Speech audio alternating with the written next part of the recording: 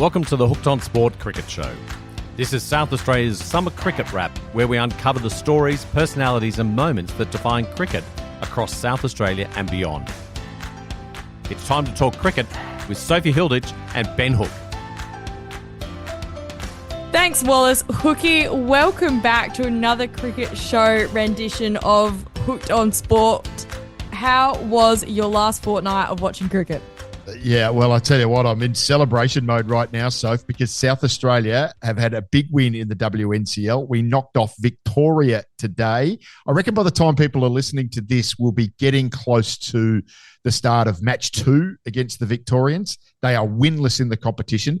There's probably one thing I want to see more than South Australia win it, and that's Victoria go winless right throughout the entire season. And they're on track right now. They're over halfway through and, they're bombed out. They're 0 from 7, I think. South Australia, really important win today. We will get into it. But my goodness, Soph, I feel like there is so much cricket going on right now. So, yeah, here we are. We're thinking the Ashes is a distant memory, but there is so much cricket going on. The T20 World Cup's only 4 days away.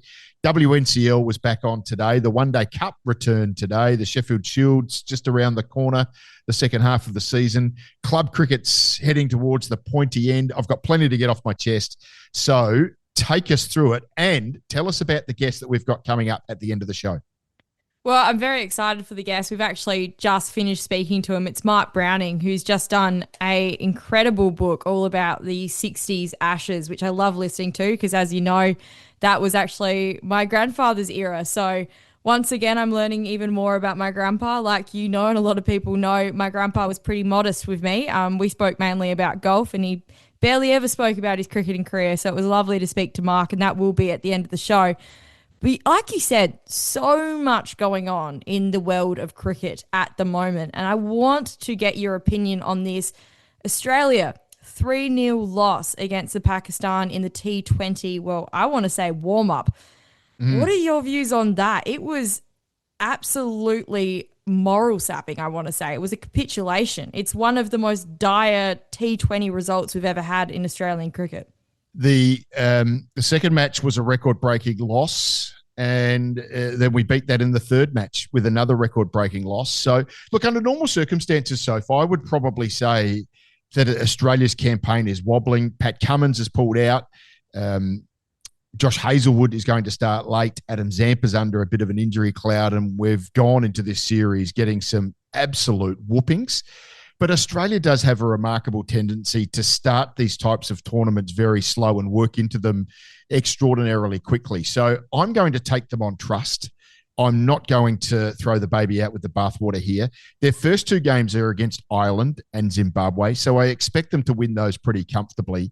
They'll then play Sri Lanka and Oman. So even if they lose to Sri Lanka at home, which I don't think – Sri Lanka will be very competitive at home, but they're going to beat Oman and they're going to go through in second place and they're going to make the last 8 of the knockout stage. And that's when it gets serious. And, you know, if you can win 3 straight from there, well, it obviously gets more challenging because you're going to be fronting up against England, who look extraordinarily good, and India are just all powerful in particular.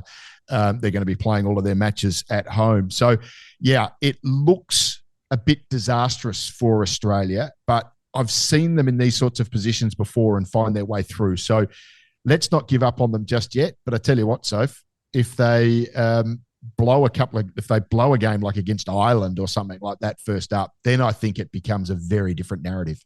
And I will be outraged. Well, I'm interested in that point of view because they really struggled against the Pakistani spinners, and they're about to go to Sri Lanka, which is very spinner friendly. So I'm curious as to your thoughts on that. It's a good point. I think the Sri Lankan wickets will play a little bit better than the Pakistan wickets. The other thing that happened as well, they lost the toss every time and had to bat second on wickets that I think were always going to deteriorate the longer that match went. That certainly played into the spinners' hands. Australia also really, they didn't treat this like warm-up matches. They really did move their side around. So Matt Short played every game and isn't going to be in the World Cup squad. We saw a lot of chopping and changing. It was very, very experimental. Give a few guys a go. Keep some guys fresh. Obviously, they want to have them ready to go for the first game against Ireland. Well, we're going to be 1 or 2 short. Cummins obviously out, and Hazelwood won't play that one either. So, look, I do feel like there are some justifications for having a few alarm bells around, but right now, I will take the Australian team on trust that they've been here before, done it, and always come out very well out the other side. And the 2023 50 over World Cup is a classic example of that, where they blew their first 2 games and then went on a remarkable 9-run winning stretch, which culminated in that remarkable 100 and something from Travis Head to beat India in the final. So, I'm still very confident that these guys know what they're doing, and I'm not too bothered about the 3 losses to Pakistan. Rate your positivity. Very unusual coming from you, Hooky. So good on you. I'll tell you what I am bothered about. Cameron Green suggesting that Usman Tariq is a thrower was a pretty poor look from an Australian cricketer. He is an unusual bowler, Usman Tariq. He's got a bizarre run-up that comes in almost from the side of the pitch. He almost stands still at the point of delivery. His arm is slightly bent as it comes through. It is unusual, but I think the way that we do have a bit of a habit in Australia of defaulting to this bloke must be a cheat because he does something a bit unusual is really unprofessional from Cameron Green. It sounds like he's apologised to him, and so he should. It's such a nasty accusation calling someone a chucker. It has been that right throughout cricket. And to infer that on the field in the manner that was done by Cameron Green, I thought was pretty poor form. So I hope we see the last of that. And, look, it's worth making the point. Usman Tariq has been cleared a couple of times by independent testers that even though he's unusual, he's not illegal. And if you're unusual but not illegal, you're a really handy asset, in particular in this form of the game where it might take you 3 or 4 balls to understand how to actually experience that ball coming towards you in that manner. So good luck to Usman. And I just hope that we don't get that in our heads that because Cameron Green gave that chucking symbol in game 2 that the rest of Australia is going to climb on board, because I think that would be unreasonable.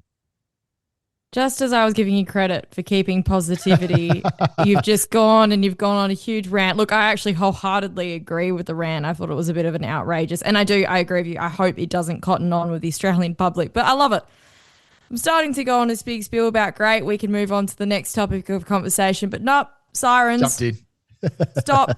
I forgot about it. I did have something negative to say about it. I did have a little gripe. So no, respect, Hooky. I'm glad you jumped in there. But look, you know me, Soph. I can find negativity in anything. I've seen it. You can flush a shot and still say something went wrong. Look, talking about Pakistan, let's go straight to the recent controversy that's only really come out in the last, 48 hours, 24 hours at the time of this recording. So it will be a little bit older by the time this comes out. But the Pakistani government has granted approval for the Pakistan cricket teams to participate in the T20 World Cup, which starts on the 7th of Feb. But they're not to take the field in their match scheduled for the 15th of Feb against India. That means they are going to forfeit the 2 points. It's interesting, isn't it? It feels like politics is really taking over, and it's a shame to not see these rival countries playing against each other. I think it'll be a big loss of money to the ICC as well. It's a popular event. It's a popular rivalry. What's your initial take on the whole situation?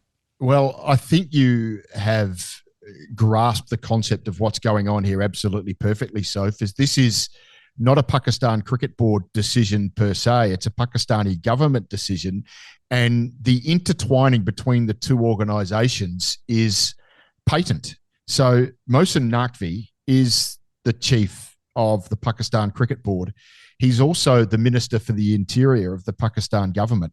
So these two organisations are inextricably entwined together. It's very, very similar in Bangladesh. It's very, very similar in India. And so, unfortunately, we have this situation where the good of cricket that you would think that cricket boards, national cricket boards would have, the good of the game globally, to be able to foster these relationships. Yes, you might be a rival politically and geographically or geopolitically, but you can still play a game of cricket against each other. And that's what the ICC and the international global cricket community has relied upon for funding for the last 30 years. The fact that India and Pakistan are always scheduled to play against each other in the group stage of a World Cup, because we know that that pays all of the bills.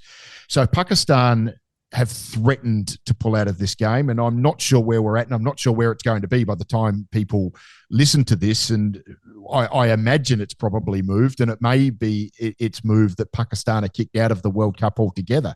I mean, that would be drastic, but India hold all the cards here, and that's every possibility that that's the Indian reaction, and therefore, by extension, what the ICC reaction will be. In the end, if this game doesn't go ahead, it is a disaster for the competition, because it costs the same amount of money to put on India versus Pakistan as it does Ireland versus Oman. And I can guarantee you the Ireland versus Oman clash is not going to bring in the same television eyeballs that Geo, the television broadcaster, is banking on and has paid out all of this money for. So someone's going to be asking for an enormous check back if this game doesn't go ahead.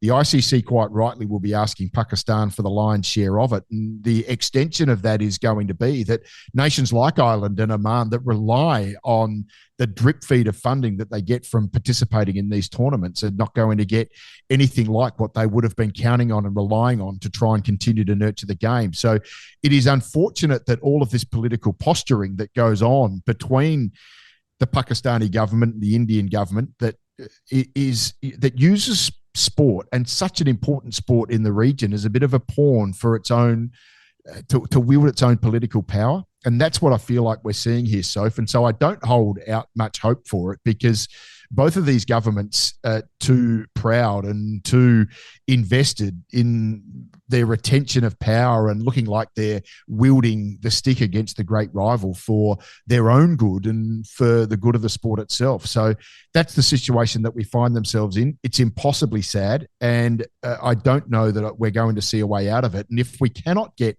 these two nations, they haven't played a bilateral series now, I think, in 19 years. Mm-hmm. And if we don't see these two organisations work it out and be prepared to play against each other in these multilateral series, like World Cups, then I fear for the economy of the game, because that drives a lot of it, the clashes between India and Pakistan. Yeah, they haven't played bilateral cricket since 2012, I want to say. 2012. I had 2007 in my head, yeah. Yeah, so I want to say it's a big shame, and it is a shame when politics, I think sport for me is something that can really bring people together, whether or not that's you're supporting a team or going against. It's really sad that it's getting used for anything different. I think politics should be put aside when it comes to sport, particularly politics between countries. Imagine if Collingwood and Essendon decided they disliked each other so much that they weren't going to play each other in the AFL anymore, that Anzac Day would be a footy-free zone. And you think what goes into Anzac Day and all of the eyeballs and all of the tickets bought and all of the investment in pay TV. Imagine if someone just said, no, that game's not going ahead anymore. And it just so happened that Eddie Maguire was the head of the AFL as well. What would the penalty to Essendon be, you think? So this is where Pakistan finds themselves right now. And it's an unenviable position, but it seems like they are just so determined to thumb their nose at India and the ICC that there's probably no backing down from the position they're in, and everyone's going to suffer.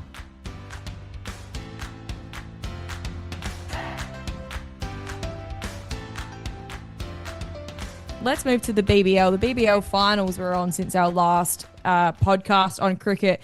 The Scorchers beat the Sixers in the BBL final by 6 wickets with 15 balls to spare.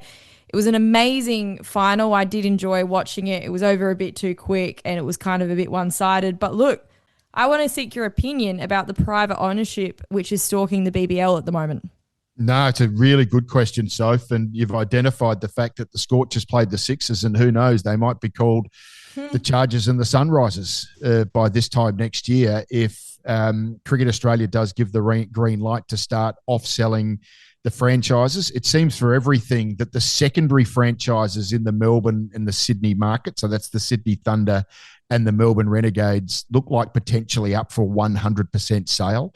And then every other franchise could be sold by at least by 49%, potentially more. Who really knows? I mean, there's going to be an extraordinary amount of money on offer for these franchises. They're valued, I think, at somewhere between $400 and $800 million each. So you think about the Adelaide Strikers and the South Australian Cricket Association, if they could bring $300-400 million into the door to off-sell 49% of their franchise, you can understand why they would do that, because then that drip feeds a whole host of money back through into the grassroots of the game. It sets them up for generations and generations. Makes sense. It also makes sense from the perspective that we're seeing this all throughout global cricket, the South African League, the 100, the International T20 League, the European League is all going down this road of private ownership. And so, yes, I can understand that. Am I comfortable, though, with private owners being the lion's shareholders of the Australian domestic summer? That's something that is a very, very difficult question to answer, and something that I do feel like I'm going to be uncomfortable with. Yes, I've heard that the BBL has been around for 15 years and these franchises are strong and the brands are something that will endure. But do you really think someone who is coming from the IPL and perhaps is involved in the Mumbai Indians is going to invest in the Adelaide Strikers or the Perth Scorchers or whoever it is and not want them to be branded MI?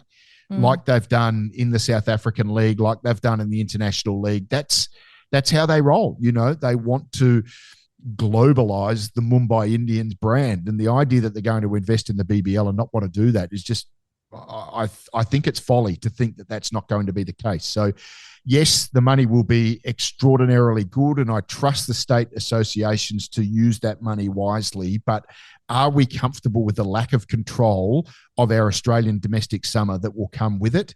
Are we concerned that we're going to have to potentially move Test series right out of that Christmas window because these private owners are going to be demanding that the best Australian players are playing in the BBL and not being conflicted with Test matches and Australian white ball games at the same time? All of those things are really awkward questions to ask. I don't think we should shy away from it, but I do think we need to tread very, very carefully here because you're only going to get to sell these once.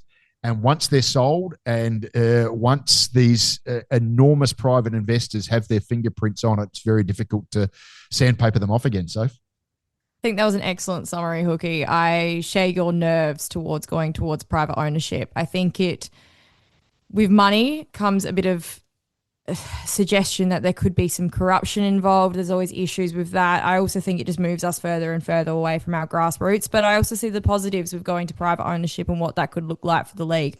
So I think you've done an excellent summary there. Let's go on. Just before you go, the other thing that might be positive about it as well, Soph, is that the ground announcer for the Adelaide Strikers may get a bit of a pay rise if there is private ownership. So let's not stray too far away from that possibility. Yeah, 100%. Get rid of private ownership. Don't want it anywhere there. Can't be giving that guy any more money. He doesn't need anything else going towards his head. That's for sure. I think they're paying me the same rate they were paying me at about 2017. I need a private owner. Well, look, I was going to say, you started talking about it at the top of the show, but let's get into the Women's National Cricket League. SA are obviously hosting Victoria at the moment. They played tonight, which is Tuesday at the time of us recording. Their next game will be on Thursday. What is it looking like for the SA girls? They're starting to look more and more like they're going to gain a finals position. Still hard to believe that they blew both games against Western Australia. Yep. That was an absolute mystery to me. And I just wonder if they didn't quite take that on with the right mindset, because everything I've seen of what they've done in Queensland and then today against Victoria, they are really mentally switched on, and that is so important. There's a couple of things I'll say about South Australia. First of all, the women's team, their top order is a bit of a worry. Bridget Patterson, who has been extraordinarily good for a long time, just looks to be a little bit out of form to me and has been for some time. Emma De Bro, her opening batting partner, is a very, very good player. Her best is excellent, but she has been a bit inconsistent. Courtney Webb, a bit like Bridget Patterson, is a great player in this competition, but just isn't at the peak of her powers at the moment.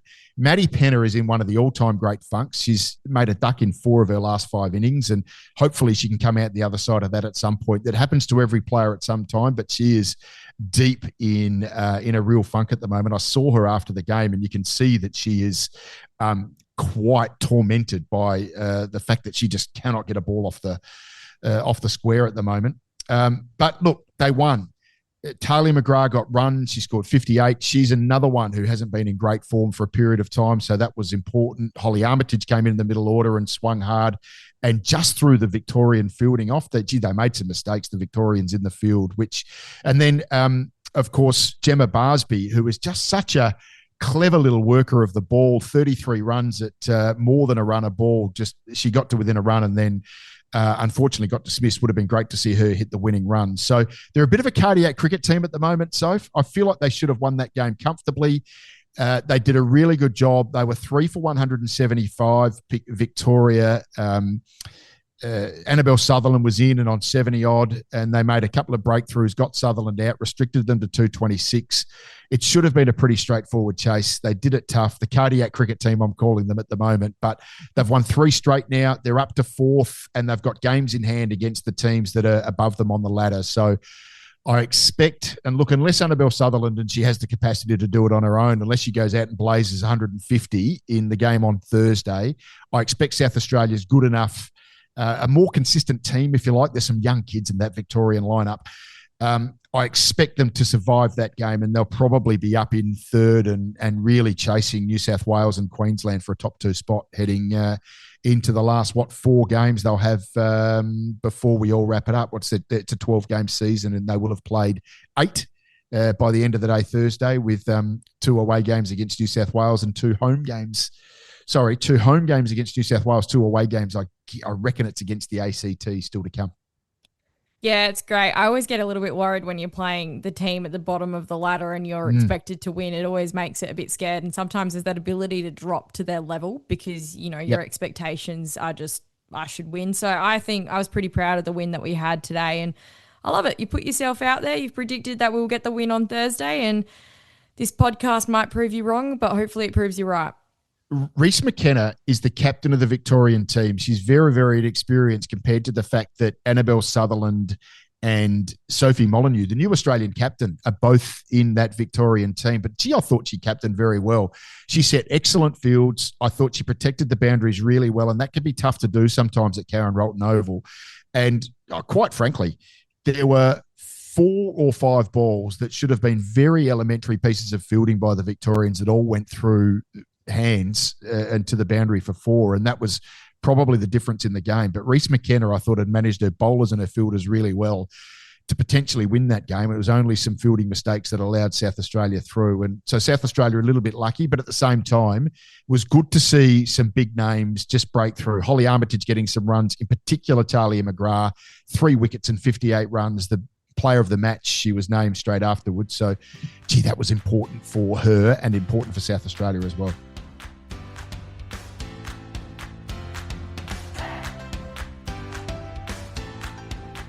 Let's go closer to home. How about you run me through the club, the Premier Cricket, the first grade Division 1 results? Yeah, for sure. So West Torrens played Teatree Gully. Dan Mousley made his return to the West Torrens team. He's an English international recruit. He blazed 100, led West Torrens to 9 for 289.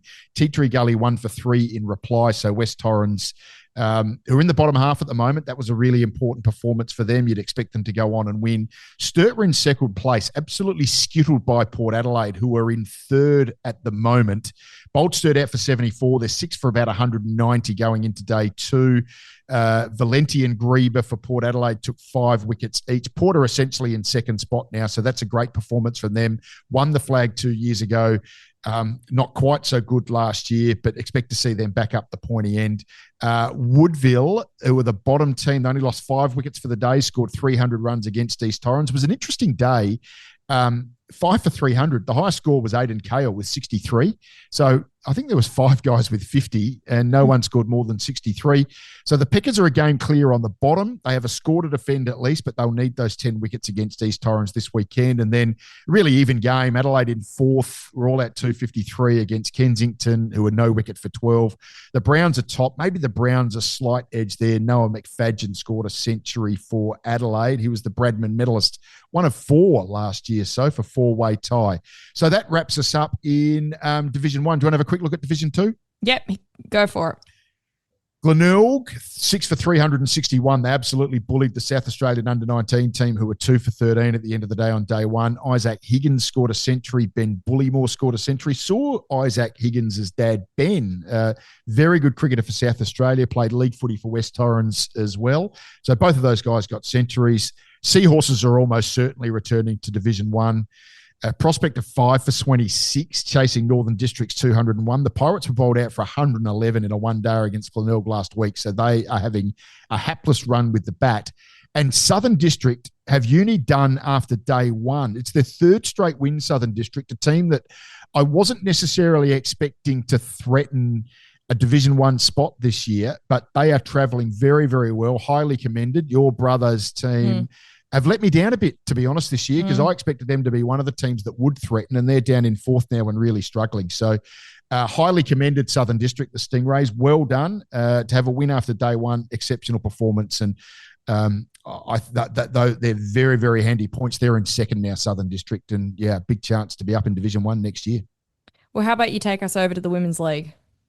Glenelg defeated Kensington, and they hold top spot. My word, is a wobbly run chase, Soph. They were 8 for 125, chasing 166. Ellie Phillips joined Kayla McGrath. So Kayla McGrath, captain of Glenelg and the sister of Talia McGrath. And, they put on 44 unbeaten partnership for the 9th wicket to get them home. So Glenelg's still top. Sturt and Adelaide are in that fight for third, and Sturt made a real dent in that with a big win over the Buffaloes last weekend. Sturt got about 190. Adelaide were bowled out for 91. Talia Keylock, who's been a good player for Sturt for a while, took 5 for 10 for the Blues. So, it's looking for everything like it'll be a Glenelg and Kensington grand final. Sturt can possibly upset that apple cart, but I'd suggest West Torrens definitely gone, and Adelaide, very, very unlikely, I would think, on the back end of that performance that they can threaten the two sides even higher than the Blues.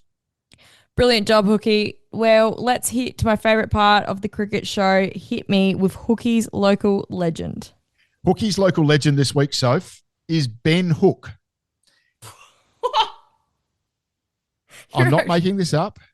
Okay. I'm very excited to tell you it's Ben Hook, the local legend. Unfortunately, it's not me. Oh, okay. Can you believe it, Sophie? There is a second Ben Hook. He's currently playing cricket in the Northern Areas League for Spalding Booberawi, plays in the Northern Areas A-grade competition. He's the leading run scorer in the competition at the moment. He's got 476 runs and an average of 68. Now, I catch up with this guy once a year. Day 3 of the test, he comes down, lives at Crystal Brook, I reckon. He comes down to the test match, goes to the lunch. I obviously MC that lunch, and we catch up every year. We get a photo done together. We were both in pink shirts as well on day 3 of the test this year. So Ben Hook from Crystal Brook, playing for Spalding Booberawi, leading run scorer in the Northern Areas competition. He is Hooky's local legend this week. Well, I'm glad to hear it, because part of me just thought maybe you just started Googling yourself and you just thought, well, better add this Ben Hook, that would be great. So I'm glad to hear you actually know this guy and you actually spend day 3 of the test match every year with him. But no, you almost got me there. Well, you did get me there. I thought you just put yourself down. I thought, I didn't know you returned to cricket. I actually thought when I said my name that you would just shrug your shoulders and go, yes, I've been expecting this for a while. It's hard to believe that it hasn't come until, about our 15th show. So there you are. Ben Hook, the local legend for this week. No, I absolutely love it. I should be expecting you to put yourself down there soon. I'm sure you'll get another team hole in one in our golf show and you'll let me know that he's Ben's best for the week. Look, let's go to Hooked on Sports medal. What is the tally? What is the ladder looking like? Yeah, well, the women are starting to close in, Soph. We know that there'd been a lot of men's one-day competition, the Sheffield Shield.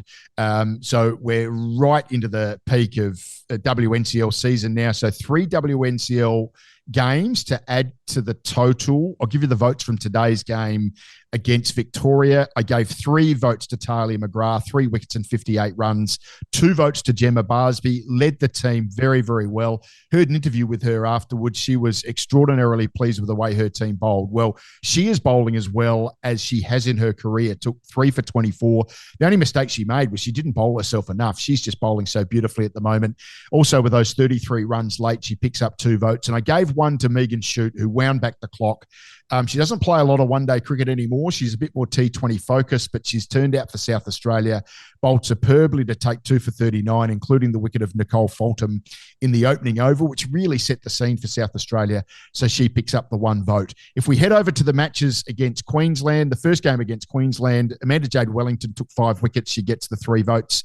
Emma De Bro scored 71 opening the batting. She gets the 2. And Gemma Barsby in the middle order made 42 not out and bowled pretty well as well. So she picked up the 1 vote there as South Australia beat Queensland by 4 wickets.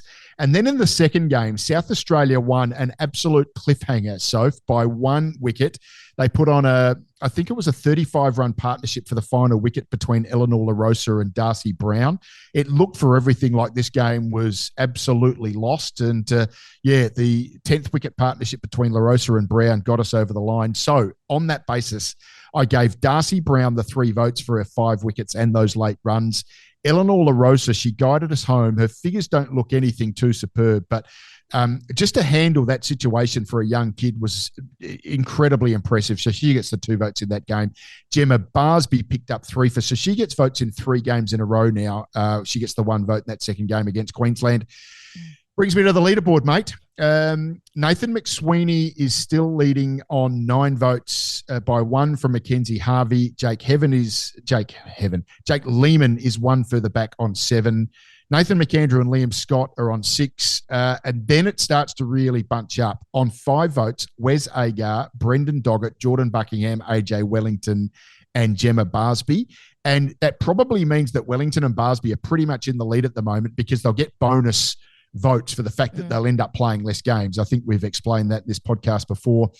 Henry Hunt, Courtney Webb, Ellie Johnson, Darcy Brown, Talia McGrath, all on 3 votes. Connor McInerney, Lloyd Pope, Maddie Penner, Harry Menenti, Ben Menenti. Both Harry Menenti and Ben Menenti over in Italy, at the World Cup playing for Italy at the moment. That's a cool little side story. They're both on 2 votes alongside Emma De Bro and Eleanor LaRosa, and 1 vote to Courtney Neal, Harry Nilsson, Megan Shute. That is our leaderboard in the Hooked on Sport Brownlow medal, Soph. Loving it. Like you said, starting to look a bit tired of those women playing a few more games and starting to play a bit of catch up. Look, loved it. Loved this podcast. Like I said at the top of the show, let's go to our interview with Mark Browning where he talks about his book, The Ashes, a front row seat to an iconic era of cricket in the 60s. Well, Sophie, our guest today takes us straight into one of cricket's most misunderstood eras. Mark Browning is the author of The Ashes, a front row seat to an iconic era of cricket in the 60s. And Soph, this features your late great-grandfather, Bob Simpson. We're going to have a vivid look at the rivalry, the characters and the moments that shaped the modern game. And we're delighted to have him joining the podcast. Mark Browning, welcome to Hooked on Sport. Thank you very much, Ben. Pleasure to be here. Just touch on this current series. I mean, it feels like an eternity ago. It was only, 3.5 weeks that it finished. How does that stack up with all of the other Ashes series that you've watched and studied? I felt like this one just lacked a little bit. Yeah, I mean, a few people have spoken to me about how disappointed they were with it as a contest and, some of the poor quality cricket. But I must admit, I went to 3 of the tests and obviously Melbourne was, not just because Australia lost, was very disappointing, but Adelaide and Sydney I went to and I had a ball. And people are asking, saying they want to see competitive Ashes.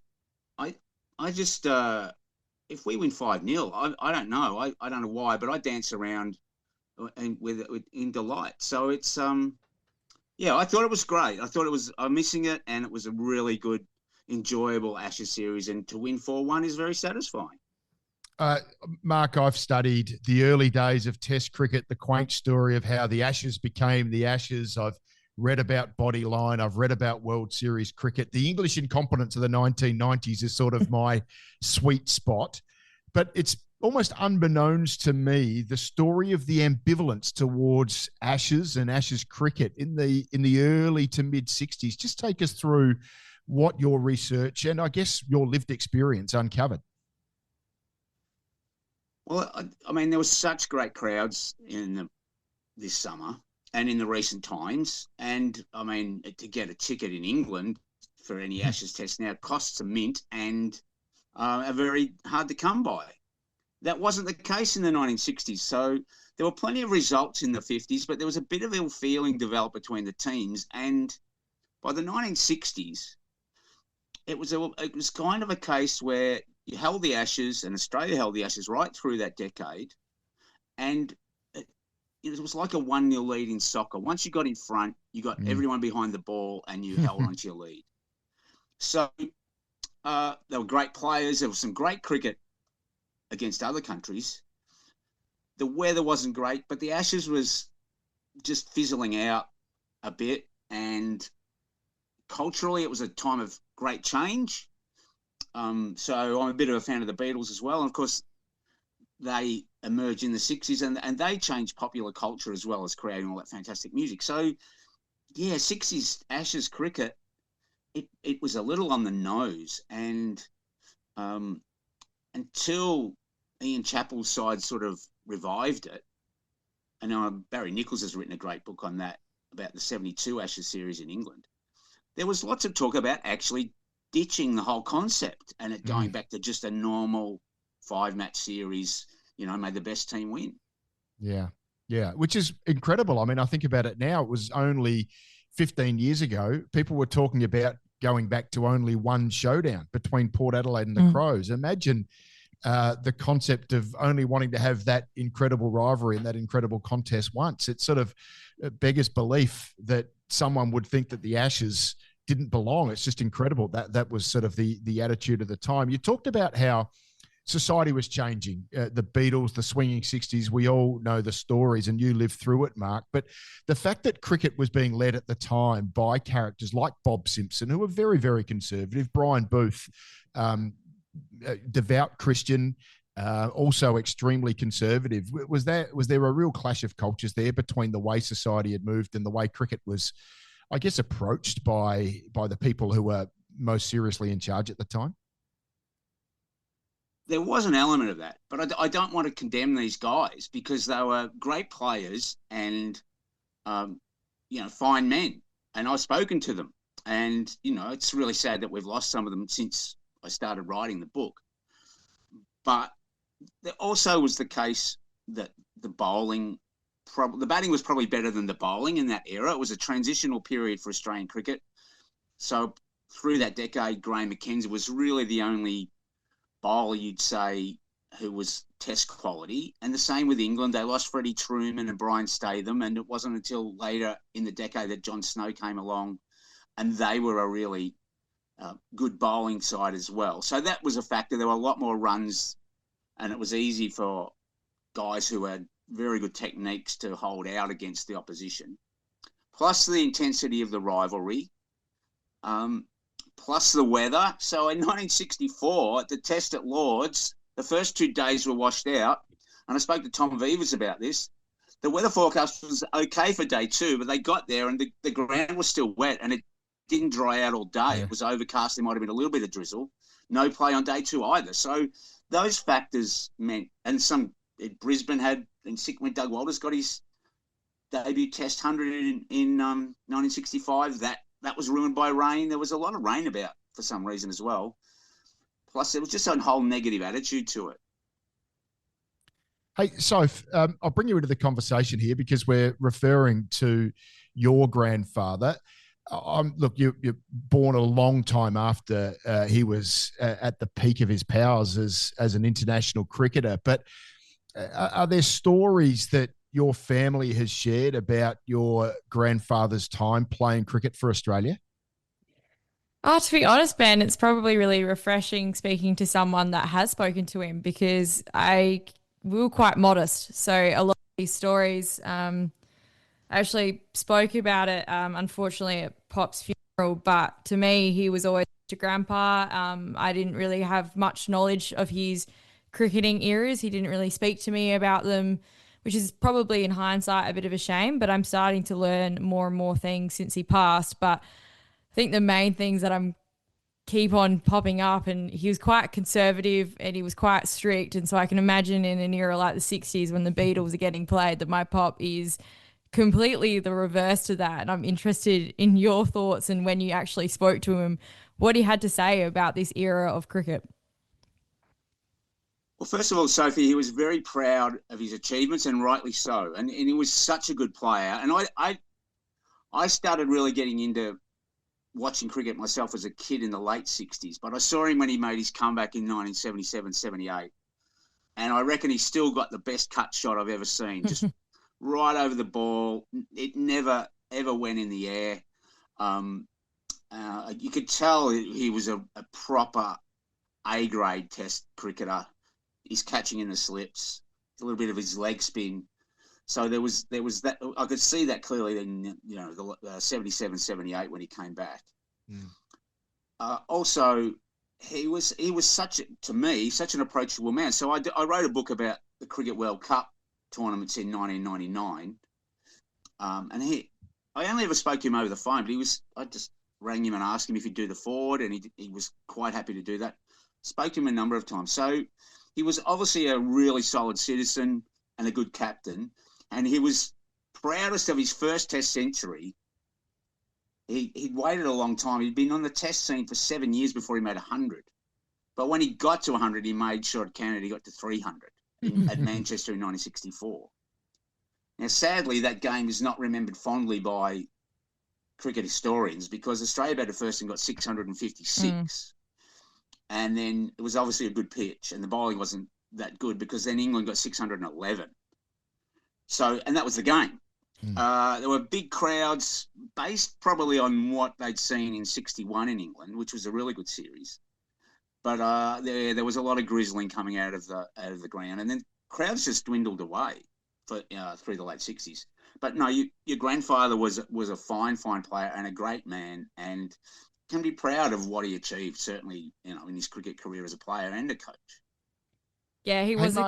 Sorry, go on. He was a complete perfectionist, though. I played golf, and I remember Pop used to get me to throw ball after ball after ball down and have to explain exactly what I'd done wrong. So he was just as harsh on himself, and I'm sure that's why his technique was so incredible, and I think that's also why his slips catching was so great.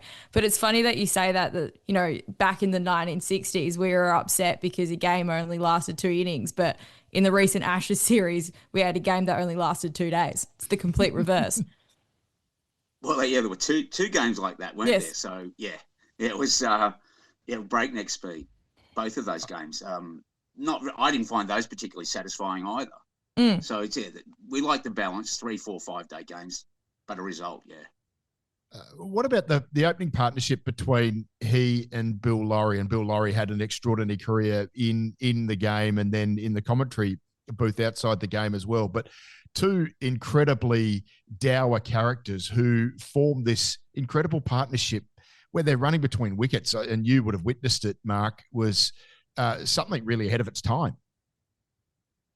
Yes, they didn't even call, apparently. They just a nod and a wink, and away they went. And they're probably their most famous partnership was, again, in an Ashes Test, was in Adelaide in 65 when Australia actually 1-0 down in the series.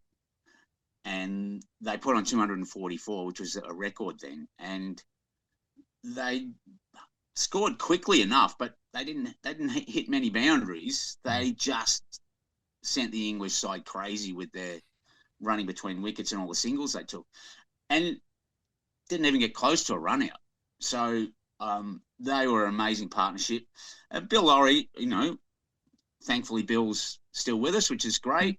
But they were almost kindred spirits, and they didn't play till they were 35 then. I think Bob was 32 when he retired the first time, handed the reins over to Bill, and Bill thought that he had to keep the side going and save the side. So he was even more dour as a batsman than Bob had been, which is a pity because all his contemporaries say he was such a talented batsman, and at times they'd see that come out. But he didn't have it. The attack again had slipped even further by the time Bill took over, and he was on a rescue mission time after time, but especially in the 2 Ashes series that he captained. You probably talk about Dower. You probably know the story better than me, Mark. But there was a club grand final that Bill Lawry played in for Northcote, and I think it was a 4-day game, and he batted on every one of the 4 days. I think he batted right through all 4 days of the match. They were only looking for a draw to win the premiership, and Bill batted the lot of them. I have to ask you about Neil Harvey. You talked about the ill feeling between the two teams in the early 60s. To what extent did Neil exacerbate that, and he became that kind of character, almost like that dial-a quote sort of character, didn't he? A really interesting guy, and again, still with us. I think he'll be 98 this year. Yeah. The last Invincible. And he sort of loomed large over the post-war period. A dashing batsman, but a little bit prickly, and overlooked as captain. Was he one of the reasons why? Yeah, he probably wasn't happy with what happened with some of the Ashes cricket that he saw in the 50s. In 53, there were some strange negative tactics by the Englishmen, particularly Trevor Bailey. Then in 56, there was the doctoring of the pitches. Then in 58, 59, Australia won 4-0, but the English were unhappy with the bowling actions of some of the Australian bowlers, particularly Ian Metcalfe. And if you ever get the chance to look at any footage of Ian Metcalfe from the late 50s, you do go, whoa, how come he got away with that? So that was their gripe.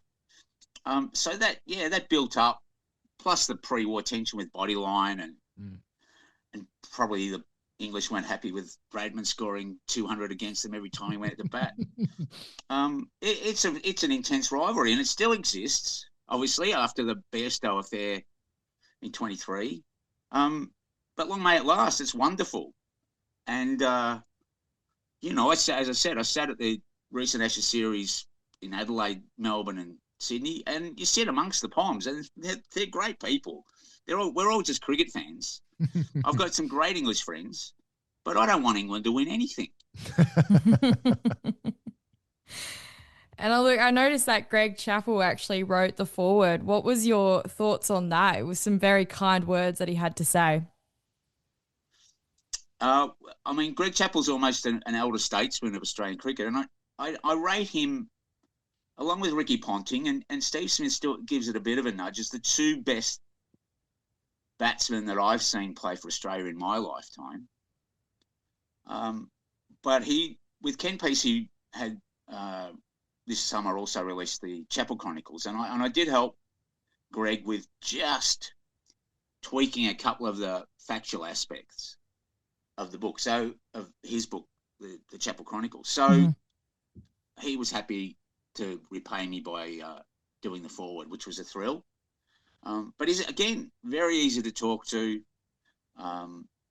He was, the last email I had from him, I sent him a copy of my book, and he was grateful. And he said, let's hope England can bounce back for the win in Adelaide. And I said, Greg, you're not sitting amongst the middle of the Barmy Army for 5 days. So if you do that, you'd realise that it's difficult to want England to win, as I said, any time. I really enjoyed doing my bit of work with Greg, and very grateful that he did the foreword for me.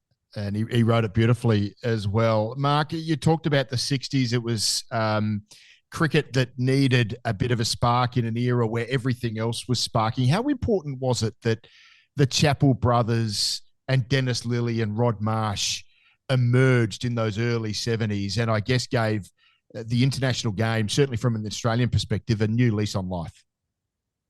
Oh, it was essential. So by 70, 71, I think the best single day's crowd in the Melbourne test, the MCG test, which this year would have had 90,000 3 days in a row, if it had gone 3 days, was 65,000, something like that. That was like one single day. So the whole thing was falling away. And, in the end, they sacked Bill Lawry as captain just at that time for Ian Chappell. So straight away, Doug Walter said the dressing room atmosphere changed. Now, Ian Chappell's first test, they lost, but it was the best match of the series. And then, of course, he got Lilly in. Walters was already there. Walters was the first sign in 65 that things were going to change. You didn't realise at the time, but England had this bowler in the mid-60s called Fred Titmus, who just bowled these off-spinning darts that nobody could get away until Doug Walters came along. And he said, yeah, I liked off-spinners. So he came into the test team as a 19-year-old and started smacking Freddie Titmus around, which is the first sign. And then all these other guys came in the early 70s, Marsh, Lilly, the Chappell brothers. And that 72 Ashes series was fantastic. And if you read up about it, the journos and the people that covered it, they were taken by surprise at how entertained they were. They didn't expect it. They expected another set of draws, and it finished up 2-2. Chappell's young side came from behind twice to level at 2-2. So they didn't come home with the Ashes, but it set up the win in 74, 75 when they also had Tomo. And, that's one of the legendary series of Ashes series of Australian cricket when Australia won 4-1 under the Chappell side. So yeah, it was essential, and the crowds came back in England and Australia. I was just thinking, we talk a bit about golf here as well, Mark, and I really feel like it was the lethargy of the PGA Tour that allowed Liv to emerge. Was that kind of similar, the way the game of cricket was administered in the 60s and early 70s, that allowed something like World Series cricket to really take a strong hold in the game? Did you see it like that? Oh, I think so. As a kid, I was a bit nervous about the takeover and what it might do to my treasured Test cricket. But I'm a bit nervous at the moment about the future of Test cricket as well. Look, the players were paid a pittance, and back when Bradman played, of course, it wasn't a lot of money seemingly as well, but apparently it was enough in the 30s. They got paid enough for a tour of England in the 30s to put a deposit on a home. And it really hadn't changed much at all. So when Ian Chappell's side came along and they started attracting the people back to the game in, big crowds on Boxing Day and the SCG being full, sure enough, someone was going to come along, and if it wasn't Kerry Packer, it would have been somebody else, because they were grossly underpaid. And, we know what happened with that. It was inevitable it was going to happen. And it dragged cricket further up, catching up with the times that we had in the late 70s. It really, all those guys that were running the game saw it differently to how the world was at that time. So it wasn't just the players, it was the administrators as well. And certainly by the 70s, something had to be done. And it sorted itself out after a couple of years, of course. So we could all sit back and relax again. Mark, congratulations on the book. I've had an opportunity to flip through a fair bit of it over the past 3 or 4 days. The Ashes, a front row seat to an iconic era of cricket in the 60s. Just tell us, where can you get it, mate? Where can we rustle up a copy? Well, it's available at all good bookstores, so you can get it at Dymocks. It's also online at Booktopia. QBD have got it. Amazon, any of those really. It's distributed by Wilkinson Publishing. You can buy it direct from the publisher, I believe. So any of the normal outlets. I hope people will enjoy it. You've been able to move a couple of copies already, I hope? It's a very hard thing to know exactly how many have been sold. Michael Wilkinson said you don't know until March, but I do know that in Geelong, it's a sellout. And I would like to, at this time, thank all my family and friends who bought Christmas presents for either themselves or other people around the town. Brilliant. Well, Mark, we really appreciate your time and commend you once again on what you've put together. And my birthday's coming up in a couple of weeks to my colleagues here at Hooked on Sport, so I'm sure that I'll have a copy of this coming for me very shortly. Mark, really appreciate your time. Thanks for joining us at Hooked on Sport. Thanks so much for having me, Ben. Thanks, Mark. Thanks, Sophie.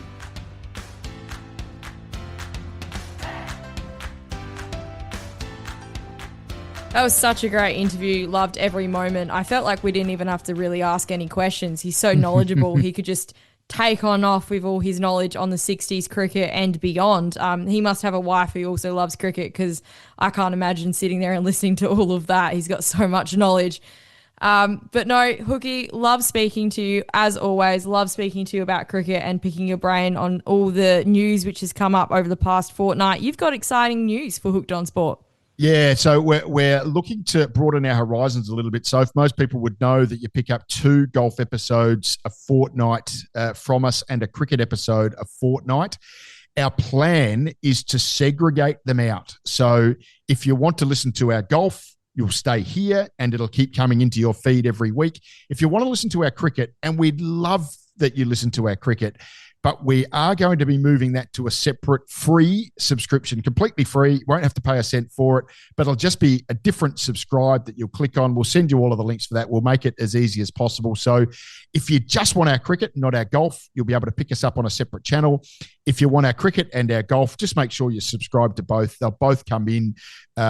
Sophie, in my opinion, on cricket, golf will be there each and every week for you, but we might just try and segregate them out, because if you like one and not the other, we feel like we're probably not doing our best service to you, our wonderful listeners, by just sort of clogging up that feed a little bit. So hopefully that makes life a little bit easier for all of our listeners to do it down a separate channel. So keep an eye out for that in coming days, the separate cricket and golf podcast. We might even be coming up with a few little exciting, cute names for them as well, Soph. We'll keep working on that. We'll be having our brainstorming session with Wallace in coming days. Yeah, can't wait. Hooky, as always, thank you so much and have a great week. See you, Soph. That stumps on this episode of the Hooked on Sport Cricket Show. Thanks for listening. Help us reach more cricket-minded people just like you by following us and leaving a review. We look forward to your company next time on the Hooked on Sport Cricket Show.